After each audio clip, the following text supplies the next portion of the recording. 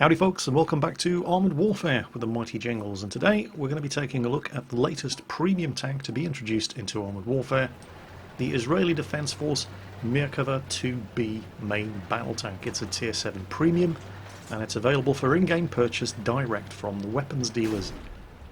The Merkava, and I had to look up how to pronounce this because I always called it the Merkava because, you know, I'm English, but no, it's Merkava apparently. Hebrew for chariot, named after the charioteers that King Solomon used to take into battle. And this is one of those tanks that, well, like the Tiger tank for example in World of Tanks, a lot of people will be playing World of Tanks specifically because they want to drive a Tiger. And I suspect that more than a few people are going to be interested in Armoured Warfare because of the prospect of eventually getting their hands on one of these things. Initially, Israel wanted to buy British Chieftain main battle tanks.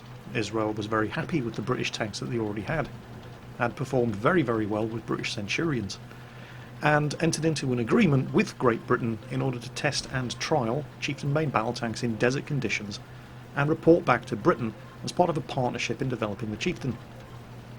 Unfortunately for Israel, once Britain had acquired all the relevant data from the Israelis, they caved into diplomatic pressure from Israel's Arab neighbours, cancelled the project, and screwed Israel out of a main battle tank, which meant that Israel had no option but to develop their own.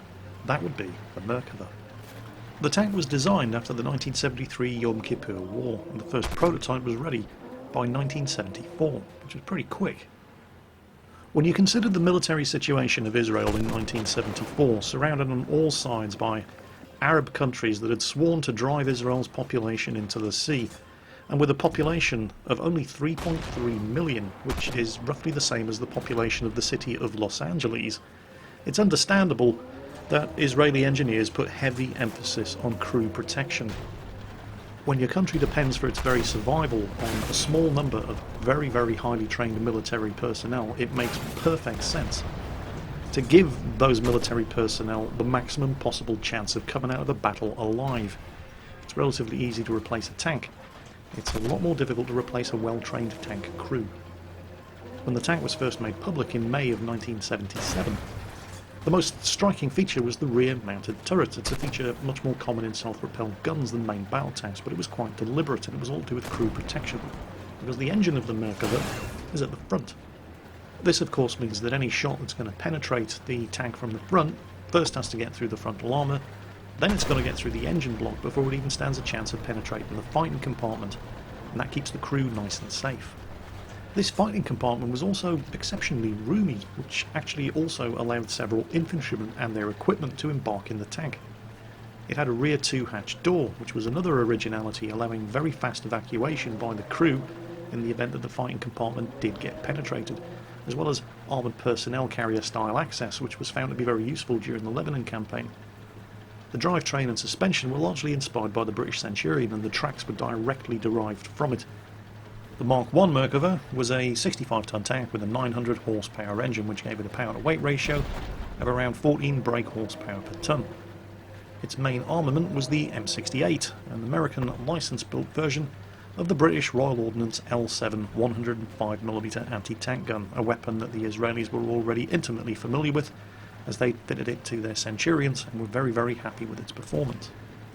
Secondary armament consisted of two 7.62mm machine guns, and a third heavy 50 caliber machine gun could be mounted on top of the commander's cupola. Interestingly, the tank also featured an external 60mm mortar which could be fired by an operator partly from inside the hull. 250 Mark I Merkavas were produced when delivery stopped in 1981, and the tank was soon involved in the 1982 Lebanon War, where lessons learned quickly led to the revision of some aspects of the design. At first, that mortar position was relocated into a more remote position to reduce the vulnerability of the crew when they were operating the mortar. There was also a shot trap weak spot found to exist beneath the rear of the turret bustle, which if hit would result in jamming the turret completely. This was eliminated by modifying this part of the turret. And third, the turret's rear protection against rocket-propelled grenades and fragmentation projectiles was improved by adding chain netting. That brings us of course to the Merkava Mark II. It retained the 105mm gun, which was very well proven in 1973. and the general specifications of the tank remained unchanged. However, the new mortar was now completely internal and could be fired remotely to completely avoid the exposure of any crew member to small arms fire. The new rear part of the turret included an anti-rocket netting, and recently discovered shot traps were fixed. The transmission was now fully automatic, and the tank had increased fuel capacity. The fire control system was given a general upgrade, including meteorological sensors, crosswind analyzers, all of which fed the central fire control computer. Electronic sights were also upgraded with a much more finely tuned image amplification and better thermographic optics.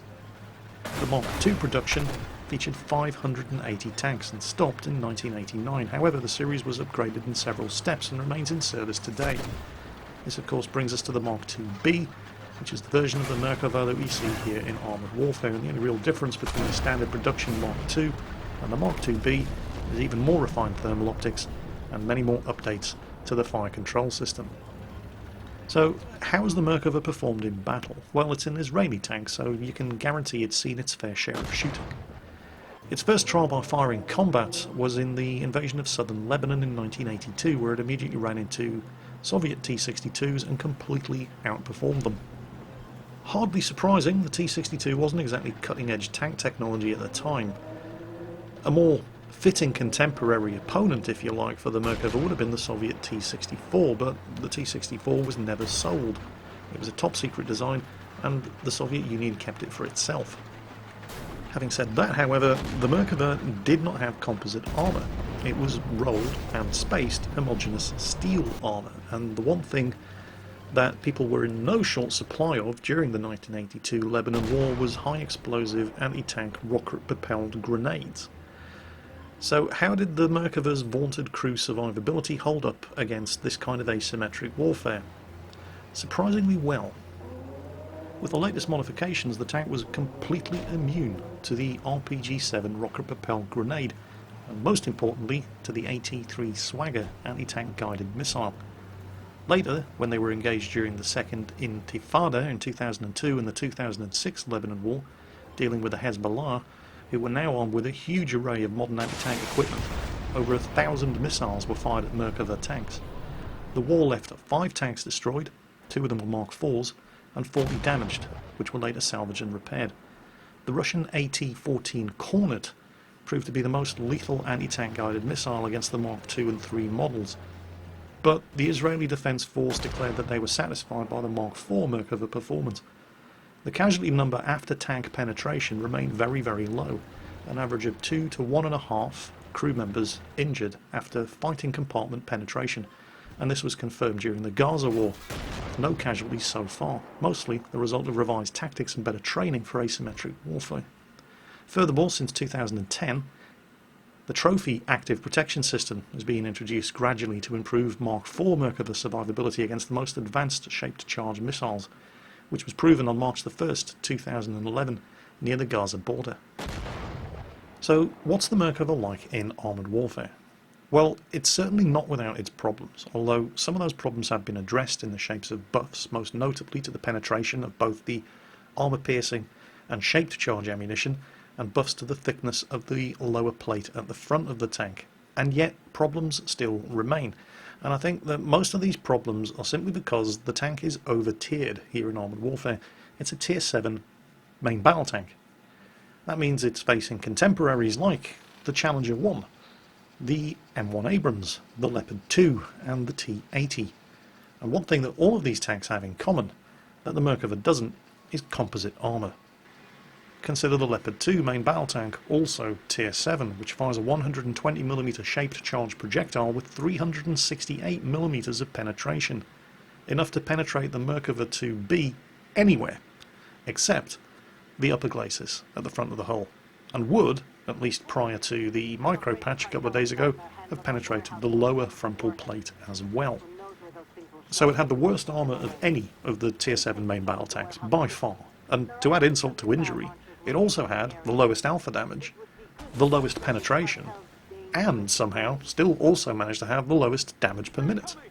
It didn't even have a superior rate of fire to the other Tier 7 MBTs. This actually had worse damage per minute than the Challenger 1, and the Challenger 1 had about 3 times the armour.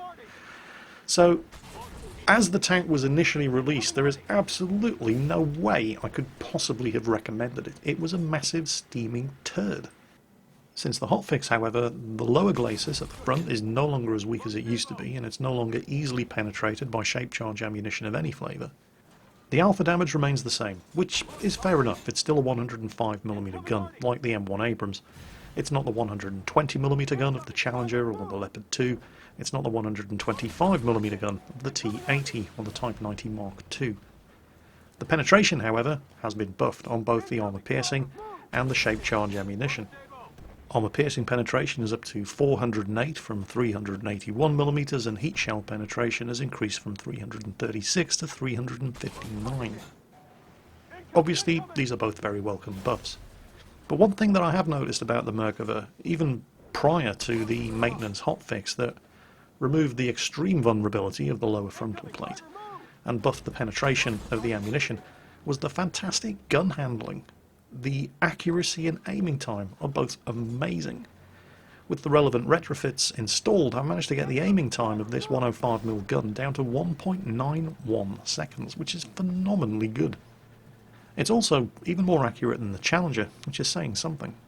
And all this talk about relative armour thickness and composite armour and rolled homogeneous steel armour, well, the actual thickness of the armour is important, but it's not everything. Just look at the T-34 during World War II. The actual thickness of the armour, 45mm, wasn't really anything special. It was the shape of the armour that, amongst other things, made the T-34 such a good tank, and the shape of the Merkava's armour is very, very nice. From the front. From the sides, well, yeah. 55mm of side armour, 40mm of rear armour, but this was a tank designed with the emphasis on frontal protection. The sloping of the front of the hull is extremely good.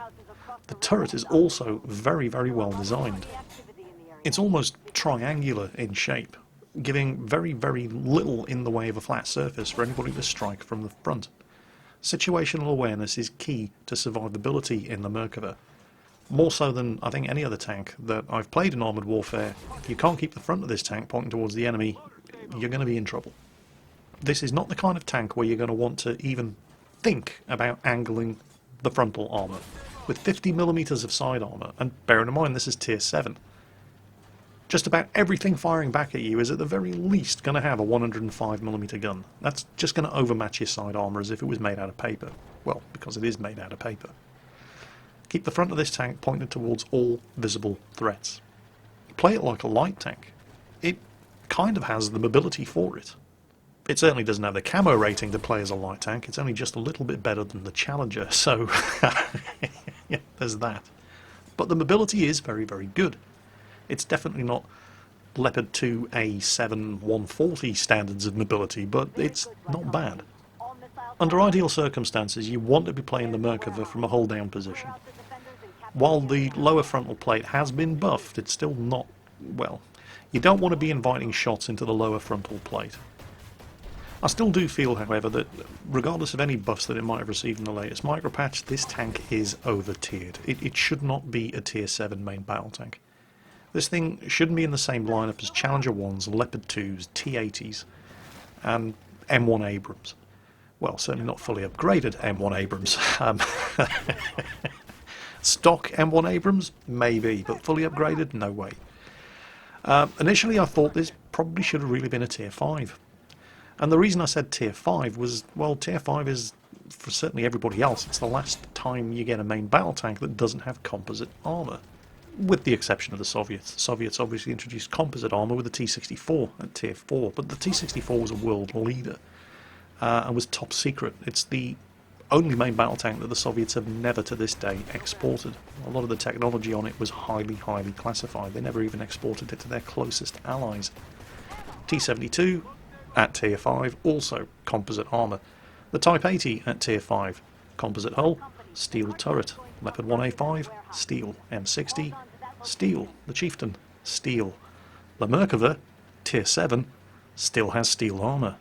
I feel that it really would have fitted best as a tier 5 main battle tank. You can even make a case for arguing the Merkava's place at tier 6. If you look at other tier 6 main battle tanks like the Leopard 2 AV, the XM1, the T-72A in particular, they all have better armour than the Merkava. The T-72A, for example, against shaped charge ammunition has 3 times the effective turret armour of the Merkava here, with its 280mm of cast steel turret.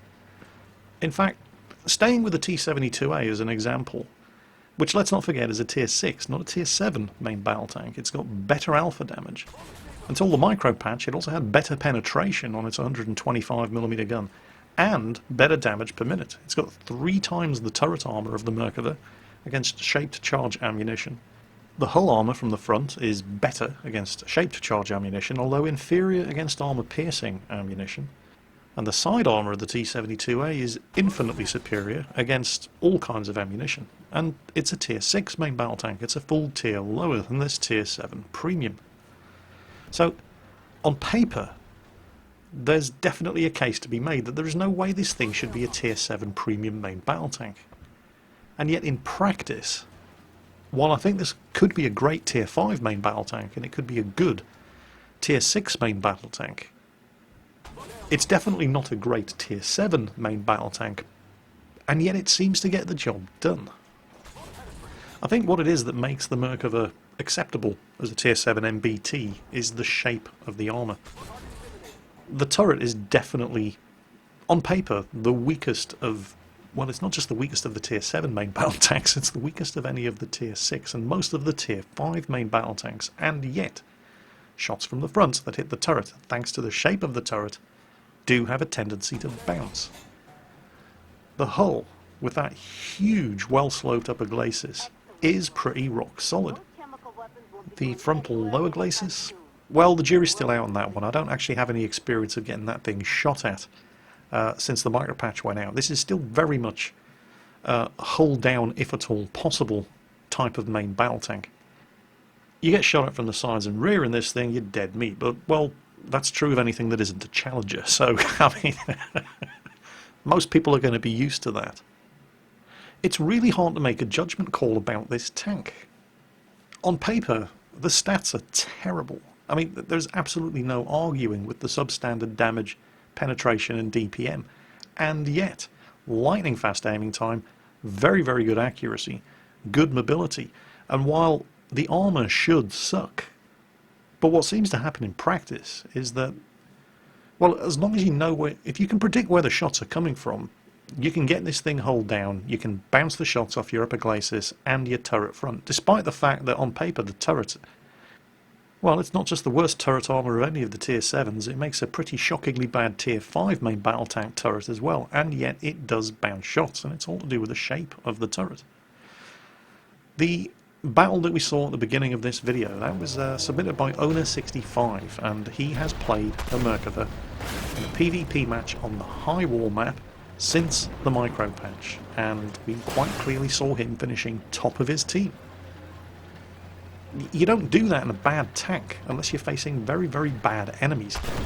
Now, is it just that the Merkava is so new that nobody knows where to shoot turret weak spots?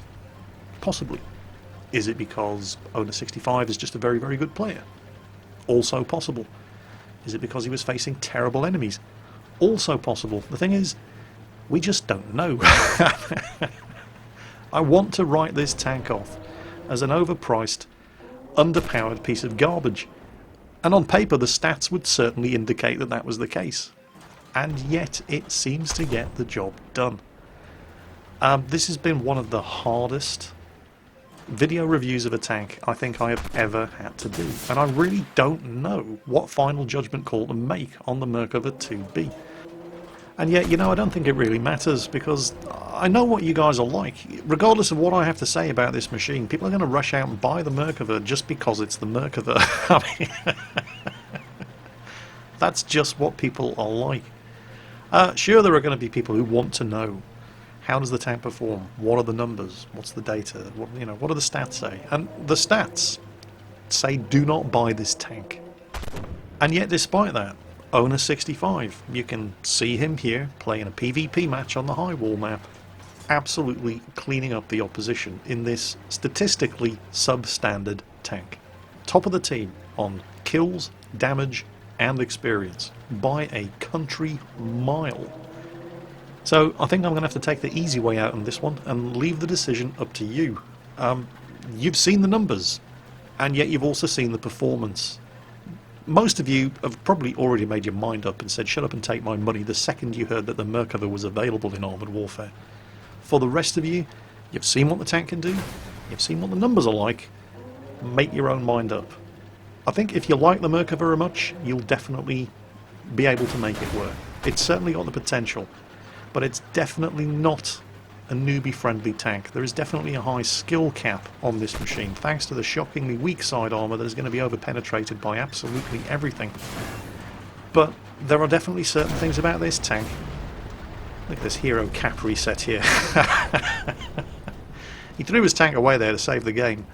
But there are definitely things about this tank that are going to appeal to people. You may not necessarily be one of those people, so have a good long hard think about it before you part with any of your precious money. Anyway, that's it for today, folks. I hope you enjoyed the video. And as always, take care, and I'll catch you next time.